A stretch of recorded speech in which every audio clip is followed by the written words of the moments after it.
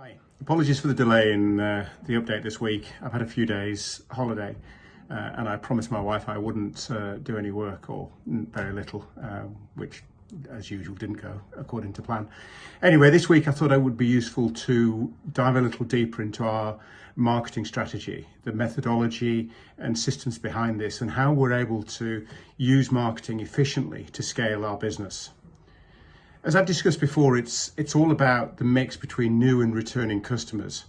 And when we launch a new brand, and take for example Boot Beauty, our focus is very much on customer acquisition marketing, and therefore the ratio of new customers to returning is skewed very much towards new. In the case of Boot Beauty, to start off with, this was probably in excess of 70%. Now it's coming down to sort of nearer 60%. And as the base grows, the percentage starts to swing the other way, with returning customers sort of being the larger percentage of the two. And we see this with Discount Dragon. So as this happens, we start to see the operational gearing starts to kick in, and ultimately with it, operational profitability. So look, back to the marketing strategy. And for us, it all starts with traffic and how we drive traffic to the website and how we do that in volume. And we've been using two key sources to drive volume traffic. That's TV and radio. Our TV campaigns have been highly targeted, and we now know when they go live, we can see a clear pattern in terms of the number of visitors coming to our websites. What we've decided to do is showcase products that have already sold out, so people can really sort of see the value of historic offers. And we feel this creates a sense of sort of fear of missing out, the FOMO effect. People see what they've missed, they don't want to miss out on the next one, and that drives them to the website. And this is really starting to work. I mean, from just one airing, we can bring in up to 30,000 visitors. And whilst not, every visitor is not going to buy, of course, what is important is these visitors we're able to start tracking. And what we know about them is that they're warm, interested shoppers. They're interested in what we're actually offering. So that's a key component. As we move on to radio, this has been a great channel for us. We're able to buy huge impressions at highly competitive rates. And this helps keep the brand in people's minds, especially when they're not actively shopping. For us, it's all about staying top of mind. So when customers do see a deal, they're already aware of the brand. And thus there's a mental trust in the brand driven by awareness. And this in turn helps people make decision or buying decisions.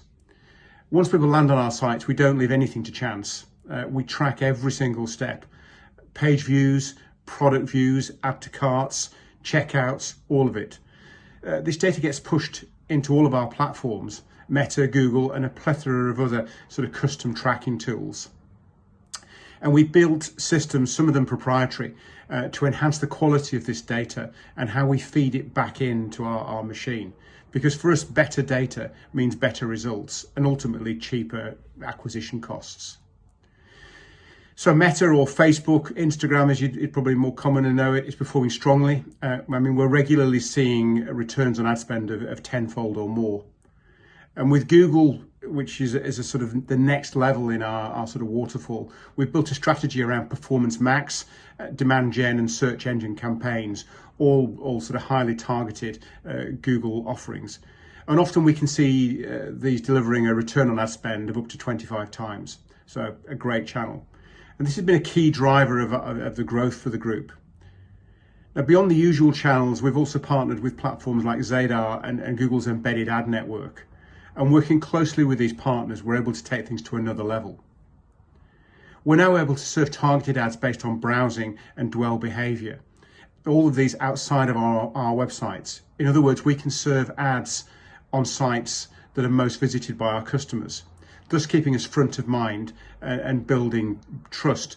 And building that trust element is really important, obviously derived originally from TV and radio. And as many people are aware, it often takes customers to see an ad several times before they make a purchasing decision. As such, we need to be constantly in people's sort of eyesight, or their digital eyesight, and with that trust element in the background. Everything that we do is hyper-targeted and entirely pay-per-conversion, which makes it both efficient and scalable. It really is a great way to pick up new customers and drive down our cost per acquisition. So look, that's how we acquire customers. But once we've got them, then the sort of the marketing spend shifts, and it's all about how we retain them. And as such, our marketing strategy at this stage, swaps from acquisition marketing to retention marketing. So in retention marketing, we use a variety of touchpoint communication tools, from browser push notifications to highly targeted daily deals and flash offers. And these are targeted at our customers, so we know what they're into, what they're like, what their buying habits are, so we can target the right product to those customers. So real-time, low friction and high converting communications. We also use things like WhatsApp in a similar way, which has proven to be highly effective. And of course, not forgetting email marketing. And this communication is fully integrated with the customer journey. We capture every single interaction. We segment our users by buying habits and build flows that feel genuinely relevant to each individual customer. So if you're into chocolate, then you'll see chocolate. If you're into perfume, you'll see repeat offers on that particular perfume, because we know people buy in habitual ways. So it's not just about blasting offers, it's about sending the right offer to the right person at the right time. So look, that's the model. I hope you found it useful. For us, we like to think it's a joined up marketing engine. It's definitely built on data, timing, and a strong sense of value and trust. We're constantly refining our offering and looking at how we can actually improve it all the time, and better ways to drive results, and ultimately better ways to drive down our CPA and improve our lifetime values or retention. So hopefully that helps give you an overview, and until next time, thanks for listening.